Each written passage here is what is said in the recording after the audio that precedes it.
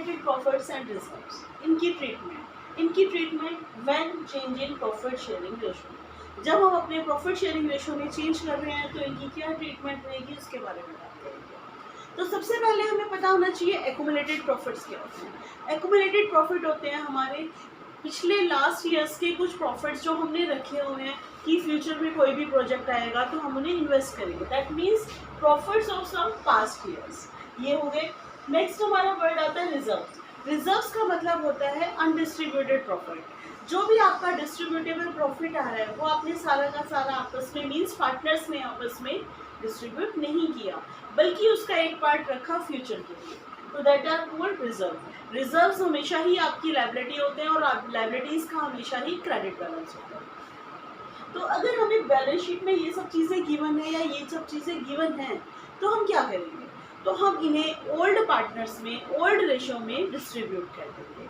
Old partners old ratio means क्योंकि ये हमारे जो अगर मान लीजिए पार्टनर सेम है हमारे, लेकिन सिर्फ हम प्रॉफिट शेयरिंग रेशो में चेंज कर रहे हैं तो भी हम क्या करेंगे, तो भी हम उनकी ओल्ड रेशो पे डिस्ट्रीब्यूट करेंगे, क्योंकि ये इनकी ओल्ड रेशो का ही सेक्रीफाइस है, ओल्ड रेशो में ही सेक्रीफाइस है जो कि उन्होंने प्रॉफिट का किया हुआ है ऑलरेडी।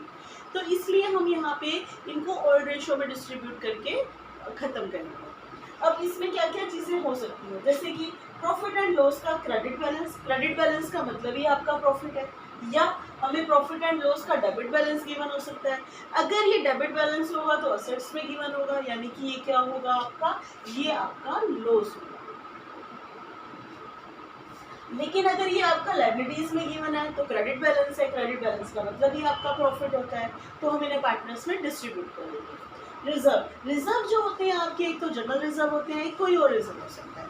जनरल रिजर्व का मतलब होता है कि अमाउंट को आप कहीं भी यूज़ कर सकते हैं, लेकिन अगर कोई स्पेसिफिक रिजर्व है तो दैट मीन्स उसका पैसा उसी स्पेसिफिक पर्पज़ के लिए ही यूज़ होगा। जैसे कि मैं एग्जांपल लेती हूँ कंटीजेंसी रिजर्व्स। कंटीजेंसी रिजर्व का पैसा अगर हमने यहाँ रखा हुआ है, कंटीजेंसी रिजर्व बनाया है, तो उसका अमाउंट हम स्पेंड करेंगे सिर्फ कंटीजेंट लायबिलिटी की पेमेंट के लिए। अब कंटीजेंट लायबिलिटी क्या होती है हमारी, कंटीजेंट लायबिलिटी हमारी होती है दैट मे और may not occur in future, जो फ्यूचर में हो भी सकती है और नहीं भी।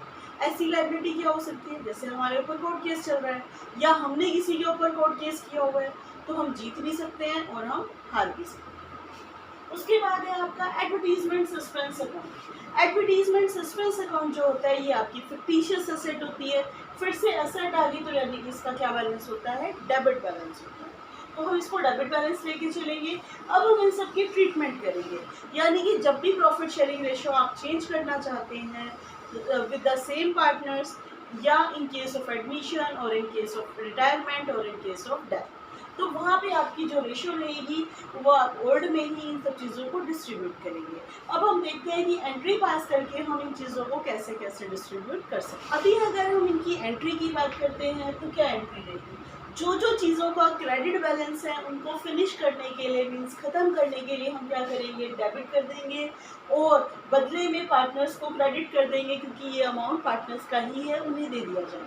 फॉर एग्जांपल जैसे मैंने बनाया है P&L अकाउंट, अगर इसका क्रेडिट बैलेंस गिवन है लायबिलिटी में तो इसे खत्म करने के लिए मैंने डेबिट किया अमाउंट मैंने एज्यूम किया है 1 लाख रुपीज़। रिजर्व जैसे मैंने एज्यूम कर लिया 2 लाख रुपीज़ है, दैट मीन्स टोटल मेरे पास क्रेडिट बैलेंस था 3 लाख रुपीज़ का, जिसको मैंने अब डेबिट कर दिया है और अब मैं पार्टनर्स में डिस्ट्रीब्यूट कर दूँगी। यहाँ पे मैंने इमेजिन की है कि 2 पार्टनर हैं ए और बी, जिनकी ओल्ड रेशो है 1:1 एंड न्यू रेशो है 2:3। तो मेरे को यहाँ पे सिर्फ ओल्ड रेशो की रिक्वायरमेंट होने वाली है, न्यू की नहीं। तो मैं यहाँ पे इसको 1:1 की रेशो में डिस्ट्रीब्यूट करूँगी 3 लाख को, that means amount will be 1,50,000। लेकिन कभी कभी हमें कहा जाता है आपको अलग अलग एंट्रीज नहीं करनी है, या तो आपको एडजस्टमेंट एंट्री पास करनी है, या ये सारी ट्रांजेक्शन को आप एक सिंगल एंट्री में पास करके हमें बताइए। तो मोस्ट प्रोबेबली का वर्ड होता है एडजस्टमेंट एंट्री, इसको हम एडजस्टमेंट एंट्री ही कहते हैं। तो यहाँ पे कैसे करेंगे, एडजस्टमेंट एंट्री हमेशा आपकी जो होती है that is gaining partners capital account debit, मतलब जिसको प्रॉफिट रेशियो चेंज करने से बेनिफिट हो रहा है, जिसको गेन हो रहा है, gaining partners capital account debit to sacrificing partners capital account, यानी कि जिसको अब क्या हो रहा है, लॉस हो रहा है, उसको आप गेनिंग को डेबिट कीजिए, सेक्रीफाइसिंग को क्रेडिट कीजिए। लेकिन यहाँ पे ओल्ड रेशियो नहीं आएगी, यहाँ आएगी हमारी sacrificing ratio in their sacrificing ratio. तो यहाँ पे एक ही एंट्री करके हमारा काम चल जाएगा।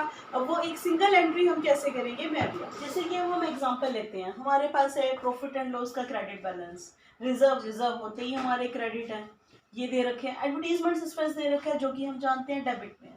तो अगर हमें एक सिंगल एंट्री पास करनी है तो हम क्या करेंगे, हम क्रेडिट बैलेंसेस को तो ऐड कर लेंगे, जैसे कि यहाँ मेरा आ रहा है 6 लाख और इसमें से हम डेबिट वाले को माइनस कर देंगे, तो ये आ रहा है मेरा 4 लाख। दैट मीन्स मैं यहाँ 2 एंट्री नहीं करना चाहती तो मैं 4 लाख से ही एंट्री करूंगी। एंट्री करने के लिए मेरी एडजस्टमेंट एंट्री जो है that is gainings partner capital account debit to sacrificing partners capital account, तो इन देयर सेक्रीफाइसिंग रेशियो, तो यहाँ पे हमें निकालनी पड़ेगी अपनी सेक्रीफाइसिंग रेशियो। तो अब मैं यहाँ आपको साथ के साथ सेक्रीफाइसिंग रेशियो भी निकालना बता देती हूँ।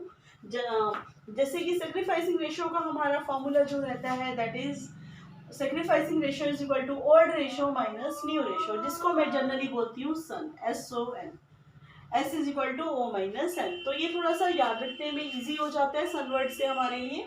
तो अब मैंने एक ही सेक्रीफाइसिंग रेशियो निकाली, एक ही ओल्ड रेशियो है मेरे पास 1/2, और जबकि बी की ए की न्यू रेशियो है मेरे पास 2/5, ये करके मेरा सोल्व आउट करके आ रहा है 1/10।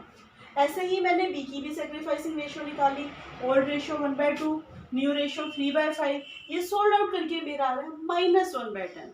अगर मैं सेक्रीफाइसिंग रेशियो निकाल रही हूँ और मेरा माइनस में आंसर आ रहा है, दैट मीन्स इस पार्टनर को सेक्रीफाइस नहीं हो रहा बल्कि क्या हो रहा है, गेन हो रहा है। तो यानी कि गेनिंग पार्टनर कौन है, हमारा बी, और हमारा सेक्रीफाइसिंग पार्टनर कौन है, ए। तो हम इससे क्या करेंगे, अब एंट्री पास आउट करेंगे। लेकिन अब ये रेशियो अगर हम देखें तो यानी कि ए को 1/10 पार्ट से क्या हो रहा है, सेक्रीफाइस, और बी को 1/10 से क्या हो रहा है, गेन। इससे अब हम एंट्री करेंगे, लेकिन एंट्री के लिए जो अमाउंट कंसीडर करेंगे दैट इज एडजस्टेड अमाउंट, जिसमें से होल ऑफ क्रेडिट अमाउंट आपको आपने ऐड करना है। आफ्टर दैट जो भी आपका माइनस वाला अमाउंट है, मीन्स डेबिट वाला है, वो आप माइनस कर देंगे और फिर आप एंट्री पास हो। अगर अब हम डेबिट वाली चीज़ों को डिस्ट्रीब्यूट करना चाहते हैं, बांटना चाहते हैं, तो उन्हें हमें करना पड़ेगा क्रेडिट। मोस्ट प्रोबेबली ये हमारी 2 ही आइटम होती हैं, जैसे कि एडवर्टीजमेंट एक्सपेंस अकाउंट डेबिट था, यानी कि असेट्स में शो किया हुआ था, तो मैं इसे अब क्रेडिट कर दूंगी। ऐसे ही प्रॉफिट एंड लॉस का debit balance that means loss जो कि असेट में था, मैंने उसे भी क्रेडिट कर दिया।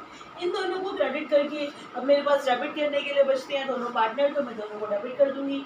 As capital account debit, B's capital account debit to advertisement expense account to P&L account debit balance, इसमें देयर ओल्ड रेशियो सेम।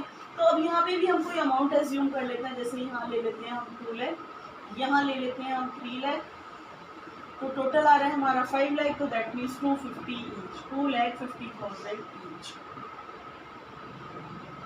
ये बन जाएगी आपकी एंट्री।